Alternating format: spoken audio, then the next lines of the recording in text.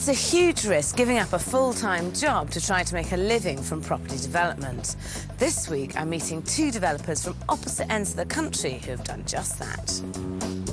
They've both found what they think is the ideal development, a small rundown terrace in Salisbury and a worn-out old bungalow in Leeds. And while both developments could be profitable, they've got some of the strangest ideas I've heard in a long time. I don't think it's anything that anybody could look at and go, that's horrible. The other thing I was thinking about, which I've seen, is some textured wallpaper, which is designed to go over wood chip, apparently. I've seen that as well.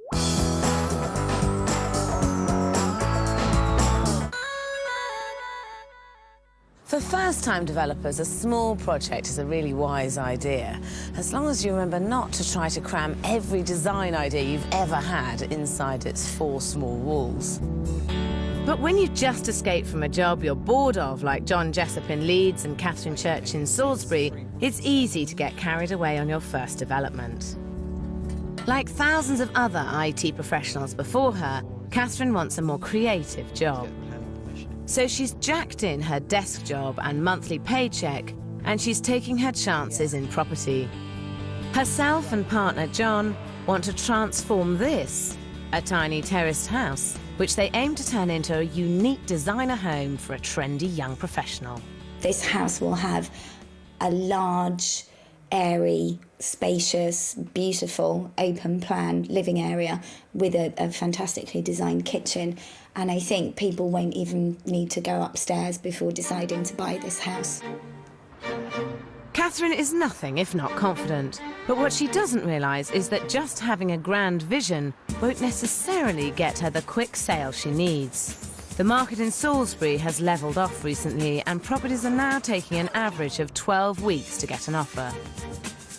John and Catherine bought the house for £148,000. They plan to spend only £17,500, which includes £4,000 of fees. They think they'll sell it for £180,000, making them a £14,500 gross profit. That's a 9% return, which is half what they should be aiming for. And even that depends on them breaking the local ceiling price on terraced houses, which is a really bad starting point. Hi, I'm Sarah. Hello. Nice to meet you. God, look at this. Teeny, teeny, teeny terrace. I know. Yes. How exciting. And this is your first development? It is, yes, yeah. And so why this house? We looked at this as a first commercial project, really. We just want to get it done, turn around and... Cut our teeth on it, yeah. Nothing too scary for the Yes. first time. I had a bit of a vision for the property. It's quite dark, and I could just see bringing lots of light in and turning it into a lovely place to live. Right. And by the looks of it, you already are living here Yes, at the moment. yes, So you're going to stay here during the development? Yes, yeah, we are. We're, might be a bit foolish, but, yes. Let's have a look at what your plans are. Right. Right, come in. This is a traditional 2 up, 2 down. Upstairs, there are 2 bedrooms, and downstairs, there's a small sitting room at the front and a second living area and kitchen to the back, and a small bathroom in the rear extension. But a downstairs bathroom doesn't fit in at all with Catherine's creative vision for the house. So let's talk plans. Well, this area is where the major changes are going to happen. This area here is going to be turned into a bathroom, and here we'll have the stairs going up into the loft conversion. So you're losing this bedroom and turning it into a bathroom, and then having the second bedroom up in the loft conversion. And in order to bring in light into what would otherwise be a very dark corridor, we're planning to have a glass wall down the side of the bathroom. Catherine and John seem to be focusing more on the look rather than the value of the house. They plan to rip out the downstairs bathroom in order to have a trendy open-plan kitchen living area with French doors onto the garden, which isn't a bad idea. But moving the bathroom upstairs means losing the second bedroom, as this is the only place it could possibly fit. It will be small, and rather worryingly, they're planning a glass wall, which is not great for privacy. They also have to squeeze in a set of stairs for the second bedroom, now to be in the tiny loft, and they want a dormer window in here to give this room enough head height. But the fact that they can't afford to do any of this work seems to have completely passed them by. our plans are going to make the house different because it will be flooded with light and it will be very airy and it will stand out hugely from anything that's available to buy in the area. My concern is that on a budget of £17,500, which has got to include all your legal costs, buying costs, selling costs, you've got some quite grand plans which would be lovely done, I've no doubt, but it's a question of whether the market that you're trying to appeal to requires them and whether you're able to actually do that work within that budget and still end up making a profit. We have priced it very carefully, and yeah, we do feel that we can do everything on that budget. But there's no room for manoeuvre in there. It's all very tight at the moment. I mean, it seems to me that the biggest expense is the fact that you are planning a loft conversion. All you're really achieving by doing the loft conversion is getting the bathroom upstairs. And my question mark is, do you need to have a bathroom upstairs? I personally wouldn't buy a house with a downstairs bathroom, however nice the house was and however nice the bathroom was. I think you'd be better off leaving the bathroom downstairs and doing a really good refurbishment of the house. A lot of the houses around here don't have an upstairs bathroom, and I think people, although they'd prefer it, they won't expect it necessarily. But it's preferable, yeah. But they don't expect it. So, you know, why not exceed their expectations? Because it's going to cost you an awful lot more money because you have to do a loft conversion that way. Although it might seem dull, the best way to add value here is to do a quick and easy cosmetic refurbishment and get the house back on the market as soon as possible. But there's no holding back Catherine's creative urges, and it takes her no time at all to dismiss the idea. Having made up her mind, she's sticking to her guns. A lot of the ideas we've had have been ideas of things that we'd like to do, and in a way, the house that we would like to live in. Just redecorating and putting it back on the market would be horribly dull. It would be really boring, and I don't think you'd be getting the potential out of this house, and I think there's bags of potential to turn this into a gorgeous home. Gorgeous it might be, but profitable it won't. It's crazy to see property developing as a way of satisfying a need to be artistic. Like any business, it's about one thing and one thing only, and that's profit. They need to stop personalising and start capitalising on their investment. 250 miles north outside Leeds, John Jessup has also taken the plunge. Undaunted by his lack of relevant experience, he's given up his day job in search of something more fulfilling. I just wanted to do something completely different and take control of my own life and work for myself. So it really is quite important that this works for me and that I make some money on it. Otherwise, I'm going to be in some difficulty later. John thinks his business plan is foolproof. Leeds, unlike Salisbury, currently has a more buoyant market, with properties getting an offer on average within 6 weeks of being put on the market. What's more, his property is in a good central location. It's a decent size with 2 bedrooms, but he's got some grand ideas to convert this bungalow into a 2-storey, 4-bedroom family home. So how did you get to this point? Well, I gave up my job, first and foremost, last year. I gave up my career completely, in fact. And what was your career? I was a registered financial advisor, and I'm now subsequently selling my own home to finance this project even further. Gosh, right, so you've given up everything. You've given up your career. Yes. Sold your home, and... Given up the career, given up drink, given up everything. You've given up drink? Well, possibly. You need to take that up again, won't you? I think I'll need to, actually. So you've given up everything to become a property developer? Yeah, if you want to put it that way, yeah. I see it as a step forward rather than a step backwards, though. I regard it as a positive rather than a negative, but yeah, I have given up quite a lot. So. Absolutely. John's got a lot riding on this development. He spent the last 5 months and £7,500 getting planning permission for 2 more bedrooms in the loft and a large kitchen extension at the back of the house. He bought his bungalow for £220,000. He's budgeted £80,000 for the work, and he's hoping to sell for £330,000, making him a £30,000 gross profit. Bungalows can sometimes be a good idea to develop into a larger home because they often stand on large plots big enough for a family garden.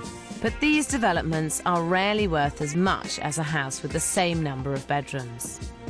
He might have been a financial advisor, but his own business plan seems to be full of holes.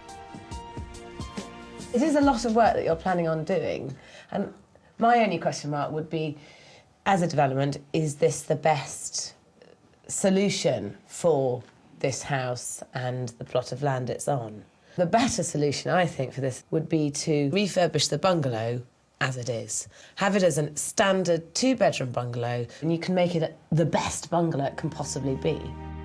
By keeping this as a straightforward refurb, it will take John a third of the time to do and earn him the same profit.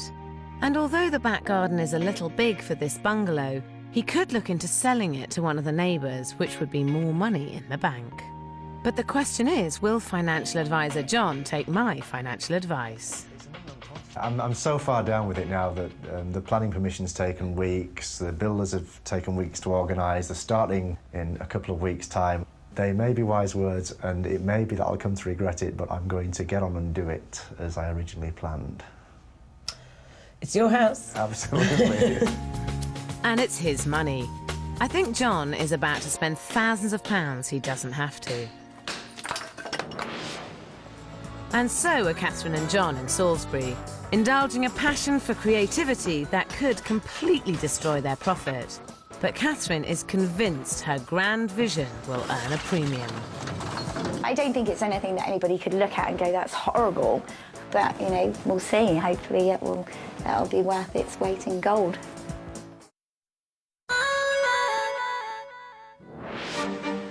Catherine Church likes the idea of being a property developer. She's got loads of creative ideas for this tiny terrace in Salisbury. She aims to turn bedrooms into bathrooms, lofts into bedrooms, put in trendy portholes and glass walls, but it's all a huge waste of money. Their plan to move the bathroom upstairs means they will lose a bedroom on the first floor, so they need to claw it back by creating an extra bedroom in the loft. But you can barely stand up in here. This bedroom will only work if they install a dormer window to create the necessary head height.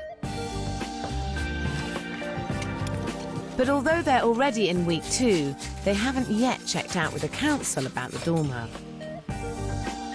It's crucial to their plans, so Catherine has finally gone to ask about permission. I'm really disappointed. We've just been told that there's really very little chance that planning permission for a flat roof dormer would be granted in the area. We'll need to think of something else to do with the loft, and it's tempting to just think do nothing. We can't do that, and we're not going to do that. Without a dormer, the loft will make a really unsatisfactory bedroom. But Catherine is going to go ahead anyway. And she doesn't seem to think that it will push their budget over the edge. At the moment, John and Catherine have got just £4,000 for all their labour. £7,100 put aside for their materials, including the new kitchen and bathroom, and £1,500 for decorating. They've got £4,400 for professional fees and £500 contingency, bringing their build budget to just £17,500. Whilst I admire their creativity, if they'd just left the bathroom downstairs, they'd save money and therefore make the same, if not more, profit. Modernising a house doesn't have to mean moving a bathroom. Now, the bathroom in this house is downstairs, and I'm hoping to persuade you that this is a good solution for your house. To move the bathroom upstairs and do the loft extension, you're talking about having to move floors around, strengthen the floors that are there. You'll have to put Veluxes in, put a staircase in, move walls around.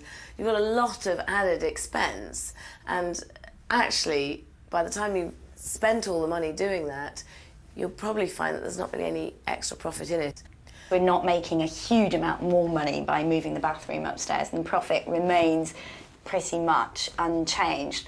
But having said that, we have a vision for the house. We have the house that we want to make out of what we bought, and that definitely includes the bathroom upstairs. But if you're not going to make that much more profit, I mean, is this for you to live in the house, or is this a business?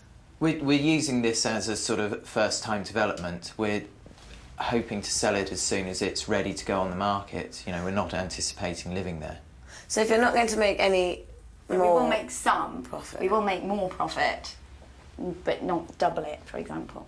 Well, I think you should really seriously reconsider, because you're going to end up with 2 very small bedrooms and a small bathroom for an awful lot of work converting the upstairs, and then end up with enormous quantities of living space, which is going to make the house very bottom heavy.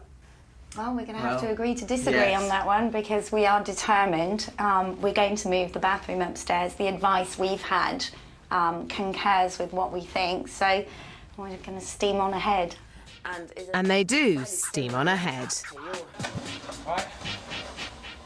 They plough on with the loft, but although they're set on the upstairs bathroom, they're not sure how it will actually fit in.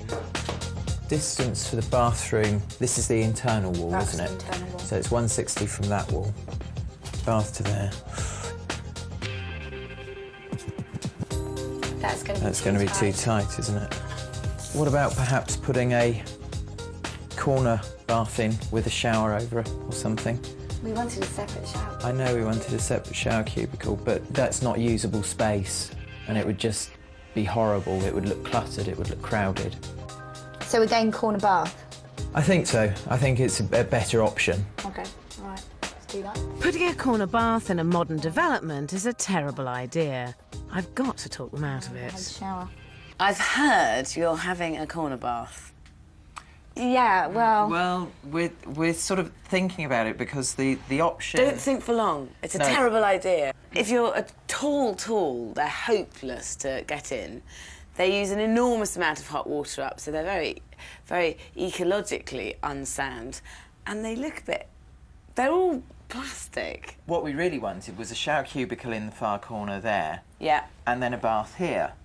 But there just wouldn't have been enough usable space between the bath and the shower cubicle, so we've got to compromise on that choice. This is going to sound really weird, but I did bring a bath with me today because I wanted to put the bath in a space to show you how you could lay out the bathroom.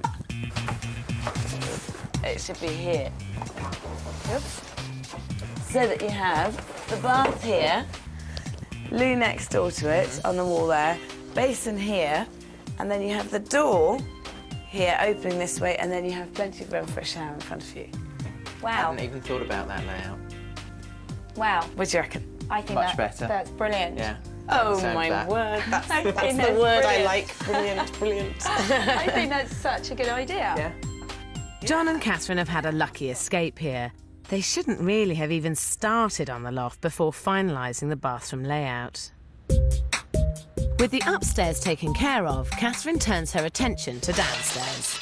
And this is the moment she's been waiting for, ripping out the old bathroom. Fantastic. I'm going to pull it out of that. We've been waiting to do this for, well, since the project began, really. This has been the bit I've really been looking forward to, because we started off with the idea of opening this room out, so this is fantastic. And by the end of the day, Catherine's creative vision for the development is starting to take shape. But changing the layout in a development is pointless unless it will really add value.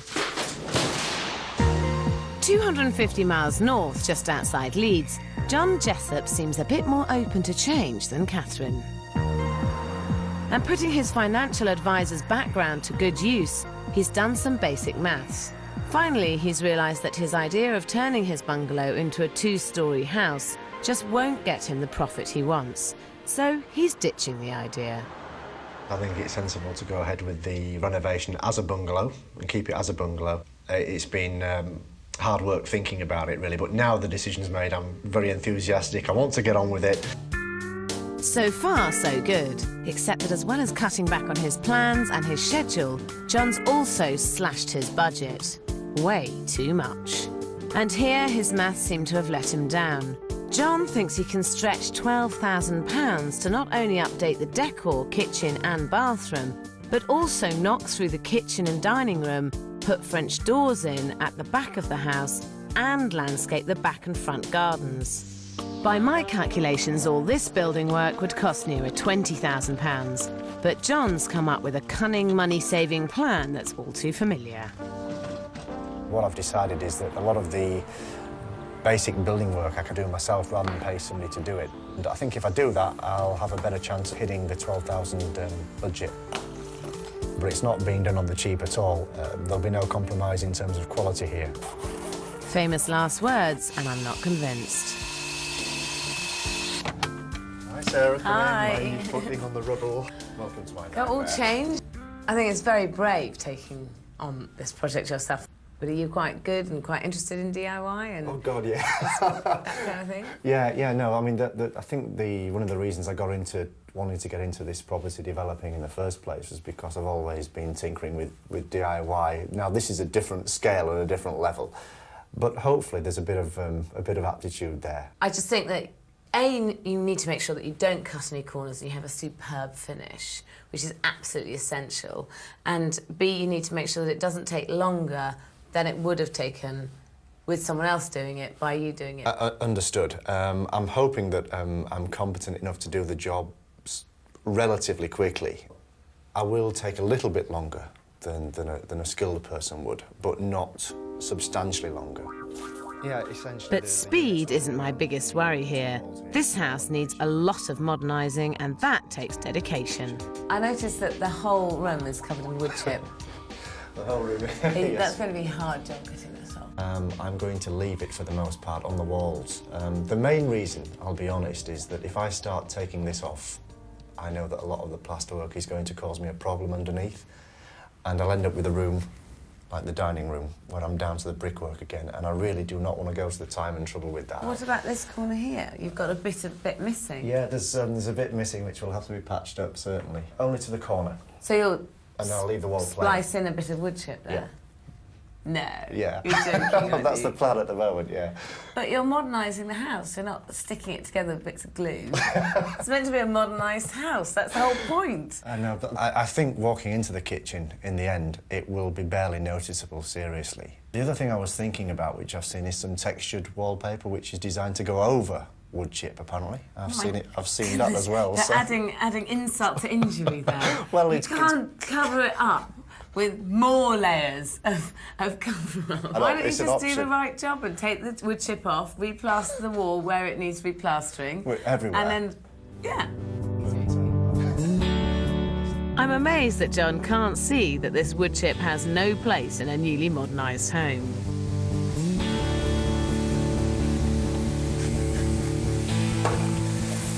You can see how easily it's coming off, and this is what I think you should be doing. Yeah, a bit more work. As long as I don't have to have the walls totally plastered, that's the main thing. I think the problem is you can't guarantee you won't have them replastered, but if they need plastering, they need plastering, and you have to do it. But John doesn't want to know, so wood chip it is.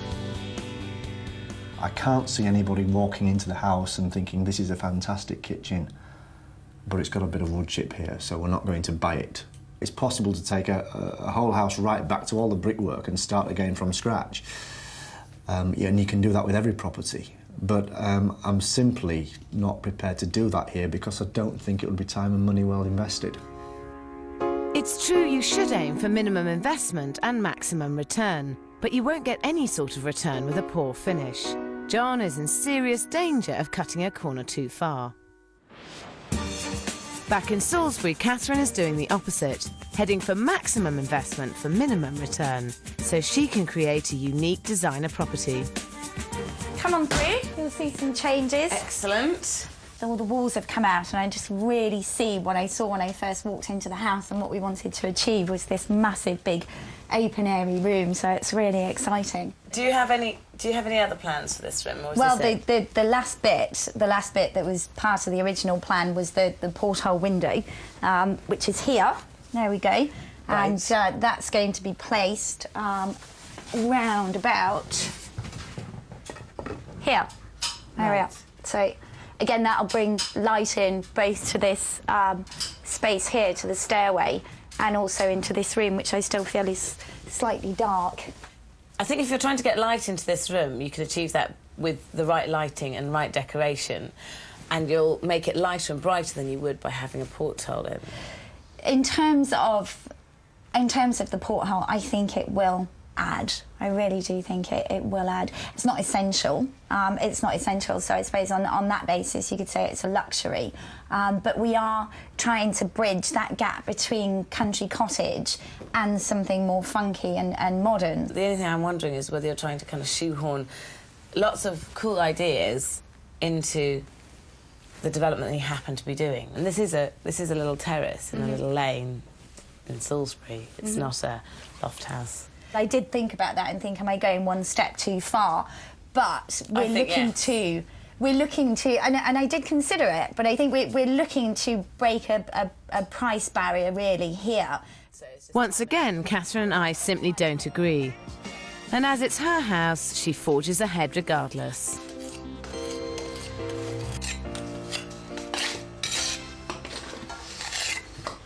I think Sarah's misgiving was that would it actually add overall to the profit we're going to make on the house, and I don't know that we can tell that yet. I don't think it's anything that anybody could come in and take a violent disliking to, and I think it adds to it, but I suppose this is the one thing where it's probably taste over complete necessity.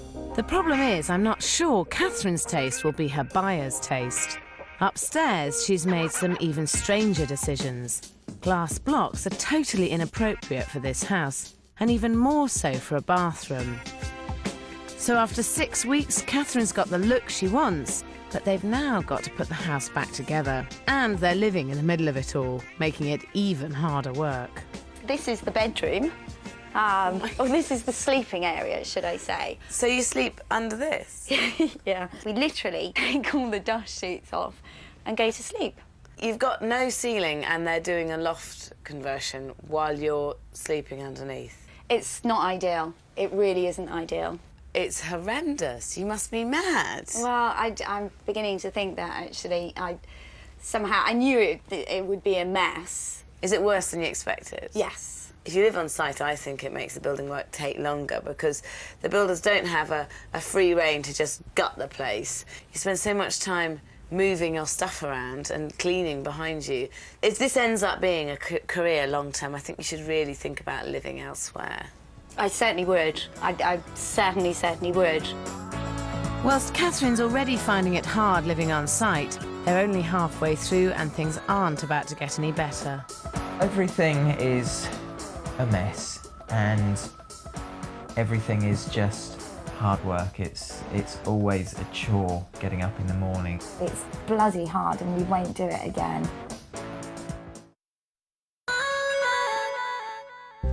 Eight weeks into their development, John and Catherine have totally gutted their cottage in Salisbury. Catherine is now having to put the house back together.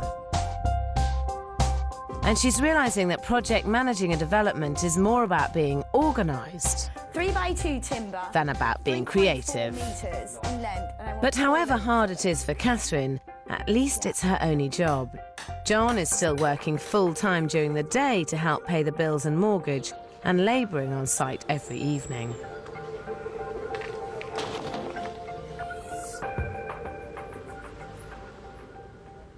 This last week, I have found it really, really tough. Initially, when I would come back in the evenings and do this, it was like fantastic, big hammers and bish, bash, bosh. But as things have gone on and I haven't had evenings off, it just gets so tiresome. You know, I get fed up with having to do a whole day at work and then come back here and do some more work. They're now 2 weeks behind schedule. If they had done a simple refurbishment, the house would be done and on the market by now. But John and Catherine can't see the wood from the trees anymore. Maybe I can help Catherine focus. One of the things people find very difficult when they're starting to develop is to work out when they should be looking for the next project. And this is the perfect time for you to be looking for your next project because you're putting the house back together, you're on a homeward straight, and now you should be really making a very good good assessment as to what the next plan is. The sort of house that I think that you should be looking at is like this one, which... This house could be a simple refurbishment job, which should make them up to £15,000.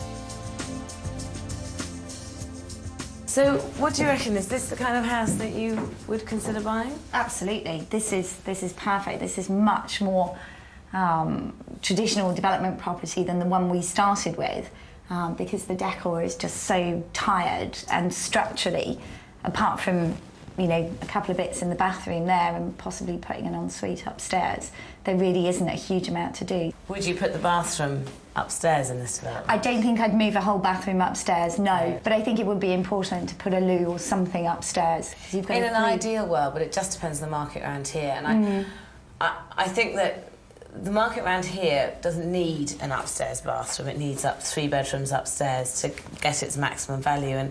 And I think that what you should be thinking about doing with your developments is nice, easy, standard refurbishments where you don't have to get involved in structural work. You can get a format that works. You can turn 2 or 3, maybe 4 over a year.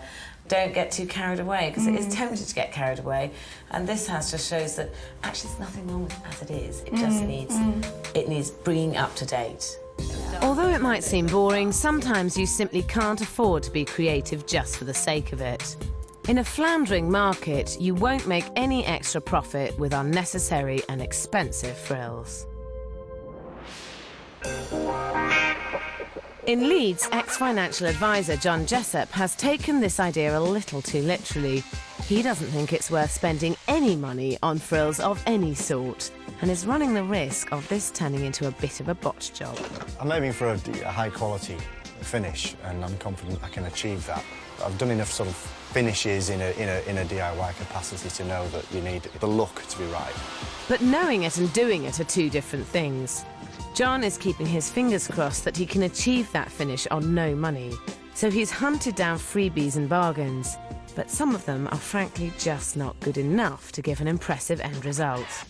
The vertical height of the opening is higher than I actually imagined, and to me it looks like that might be too high for a standard gas fire. And I'm thinking that maybe I should have had a look at that before I put it in. But anyway, if it's a problem, I think rather than mess around with it, I'll put a really nice electric fire in there. On that basis, what I've done is actually drill through the chimney wall here, so we can feed an electric cable through here. When I drilled the hole through the chimney breast, the drill came out on the far side, and the fire back there, it was quite old, so it's actually broken some of it away at the bottom, so that will need to be repaired. John should have just spent the money and got the right fireplace fitted. Then there wouldn't be a gap in the top, a hole in the side of the wall, nor a crumbling back to the fire. So before John goes any further, I need to try to rein in his bargain hunting. Well, I've got hold of a really contemporary basin, you know, one of the round glass bowl ones. Oh, God, you don't want to do that. Do you? I was You thinking clearly about do it. want No, to I was do thinking that. about it. I was thinking about it, having a modern look rather than a traditional look. Well, I think you need to think about your market here. Would a retired couple want a glass bowl sink? I think that's a valid point, and it's something that I was giving some thought to. I'm trying to tie lever this really nice looking bowl into a house that probably it's not right for, because I've picked it up for next to nothing. Yes. I mean, So again, try to save on cost. And, Yeah, I'd give it a miss. I mean, glass bowl sinks were very fashionable about coming now. They're everywhere, but they are of the moment, and anything of the moment will be of the yesterday. A glass bowl sink is totally inappropriate, free or not. Fortunately, a week later, he's taken my advice and put in a more traditional suite, but he got it in a sale and oops, the loo doesn't fit. The soil pipe is the wrong height, but rather than moving it or fitting a boxed-in cistern, John takes a different approach and leaves a rather large gap. I don't think that looks bad from here. But the gap behind the loo is the least of my worries.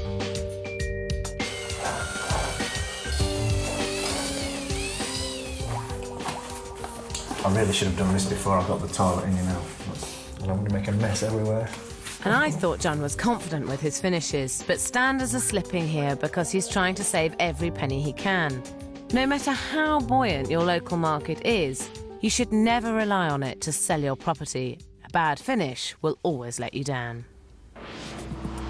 250 miles south, Catherine has been thinking about her developing strategy. This development is taking longer than planned, and at this rate she'll be lucky to get 2 properties done a year, which won't earn her the living she wants. And the idea of doing quick fix turnarounds doesn't appeal either, so she's had a huge rethink. I've decided to go back to work because, having seen that property with Sarah, I could see how it would be perfect for redevelopment, absolutely perfect. But what it needed was a kind of like once over, really. And for me, that's not going to be challenging enough, just in terms of being able to put my stamp onto it. So, and that's not what it's about. It's not about that. It is about applying the formula, doing a quick turnover, in and out, back on the market. And I don't think that's really what I'm looking for as a full-time job. But Catherine was supposed to be project managing the development, and you can't expect a job to run itself. It's week 12 and things have slowed right down. Catherine can now see just how hard it is to juggle work with developing. At this point in time, I feel as though we're almost going backwards. Not one room is any closer to completion. There's still jobs to be done absolutely all over the place. Right now, I don't think we'll be done in 2 years. But no, yeah, I don't think we'll be done in a fortnight. I reckon we'll be done in a fortnight. It'll all come screaming together to a fantastic finale. Right, well, we'll be done in a fortnight. But a fortnight later, it's still not finished. The pressure of her new job means that Catherine is less flexible, so it's up to John to get the job done. He's ended up calling in his mum and dad to help with the finishing touches. He's still remaining positive and now reckons the house is worth an extra £10,000. Everything's really coming together well now. I would like to see us putting this on the market for around £190,000. The features that we have put in are an asset. They're a good selling point. But whether they're worth that £10,000 extra, I don't know. We feel they are. They're pinning their hopes on exceeding local ceiling prices for the area. A risky strategy. You're clearly not over the moon. No.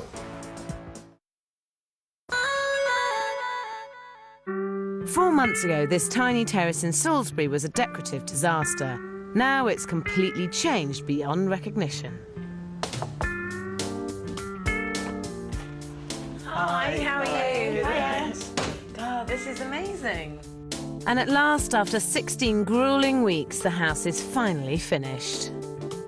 The downstairs bathroom has gone, and in its place, the open-plan kitchen living area that Catherine had dreamed of, complete with her porthole.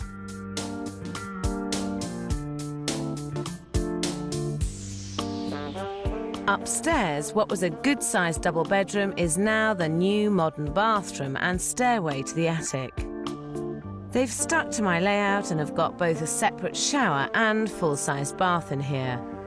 But nothing will convince me a glass bathroom wall is a good idea in this development. Having an upstairs bathroom has come at a price.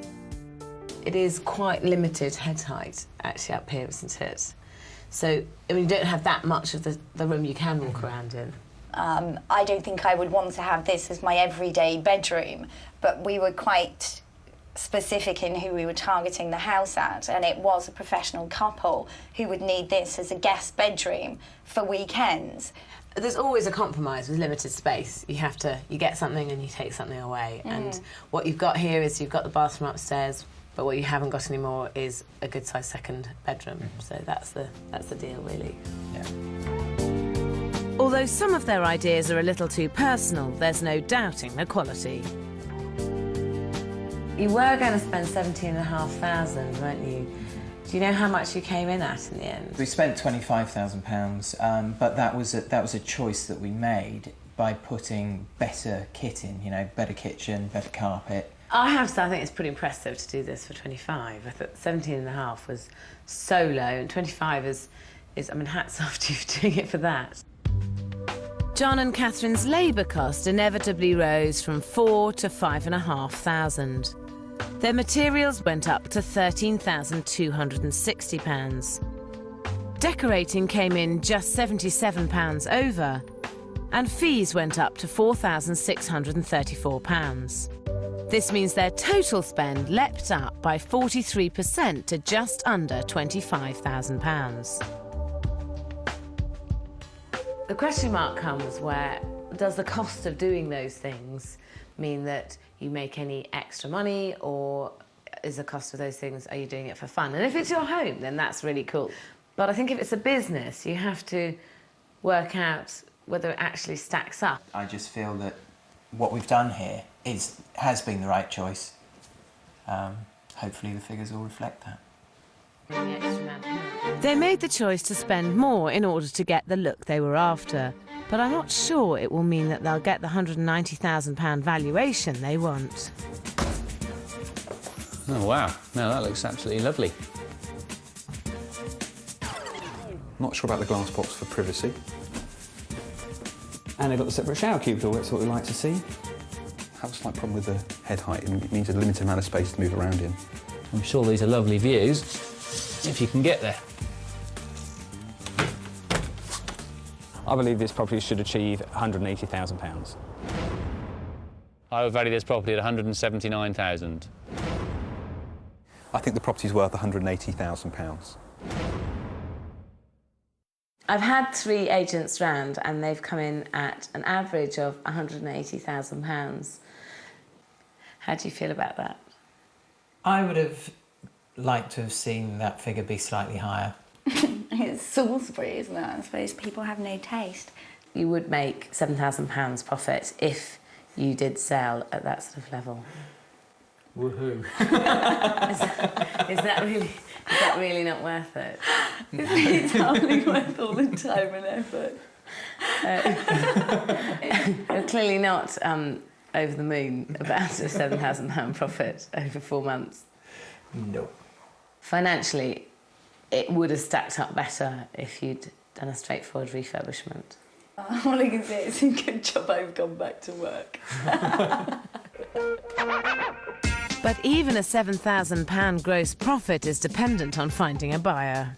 It's a lot lighter than I thought it was going to be. I'm not sure on the porthole. That's more like. It is, isn't it?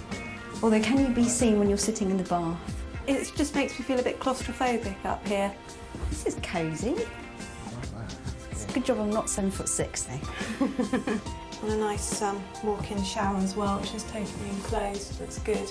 Does tick most of the boxes. Yeah, I can imagine myself here quite comfortably. The top floor bedroom just lets it down for me. If you turn back the clock to the beginning of this project, would you do the same again, or would you have done a simple refurbishment? I think a simple refurbishment. You're not so sure? No, I don't know. Even though it's been a commercial disaster, I think that's fair to say. Financially, it's not been the wisest move I've ever made.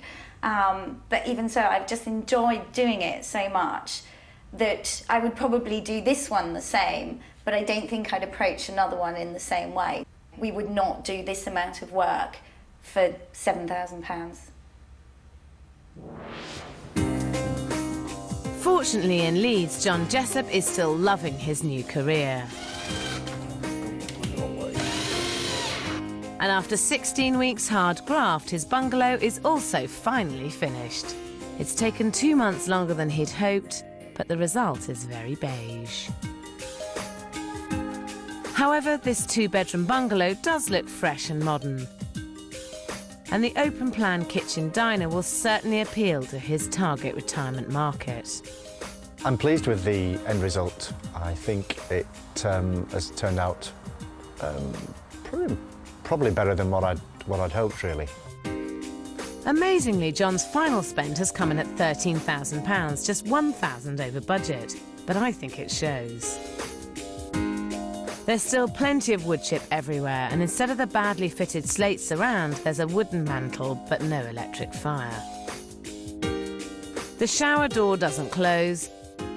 There are areas where the paint looks messy. And although the garden looks neat and low maintenance, he's fenced off one half and just left it. I look around the house and I see minor cosmetic issues that could have been addressed if you wanted the house to be 100% perfect. But I frankly don't think any house is 100% perfect. John is hoping for at least £270,000 for the bungalow, but as usual, this depends on the agents. This is a lovely room. It's nice and light, very neutral. On the surface, it looks very nice. The finish isn't perhaps 100%, a little bit uneven. I think that's a bit on the cheap side, really, doing that. Wood chip's not perhaps fantastic. This is nice, actually. I quite like this. I would put a value on this property of around £265,000. I would value this property at £270,000. The average valuation is £267,500, which is great news for John. It's a good return for all his hard work, but I do think he's also been quite lucky and has certainly benefited from the high demand for bungalows in the area. John bought the bungalow for £220,000. His development cost him only £13,000, but he also has £18,000 of fees incurred over the last 9 months. If John does manage to sell at £267,500, he will stand to make a £16,500 gross profit. But spread over the 9 months he's owned the property, he'll have made only £1,800 a month, which works out as the same monthly return as John and Catherine. But John has no regrets. He's hoping to continue on his new career path. Ideally, it would have been nice to sort of walk away with, say, 20,000 or so on this, and not the sort of 16 or 17 that's anticipated. And in the end, I might get 20,000 or more from it. I just put this down to experience, and I'm not going to lose sleep over it. I just take it and get on with it. Unlike John Jessup, Catherine has decided that property developing is not the right full-time career for her. However, the couple are considering doing it as a sideline. I only hope they'll think twice next time about throwing a lot of design into a commercial development. Both John Jessup and John and Catherine have realised that developing is not about stuffing as many ideas as possible into a property in the hope that it'll be worth more, but it's about keeping it simple, having a realistic budget and creating a good quality end product. Only if you get these things right will you have a successful career in property development. Unfortunately, 2 months on, John's bungalow remains unsold, and John and Catherine have decided not to put their house on the market yet. Next week, I'm in North London, where an ambitious landlady is pushing her property to the limits. How many bedrooms are you having in the whole property? In the whole property, 10 bedrooms I'm going to have. Crikey, it's like a TARDIS. It doesn't look that big from the outside. I know.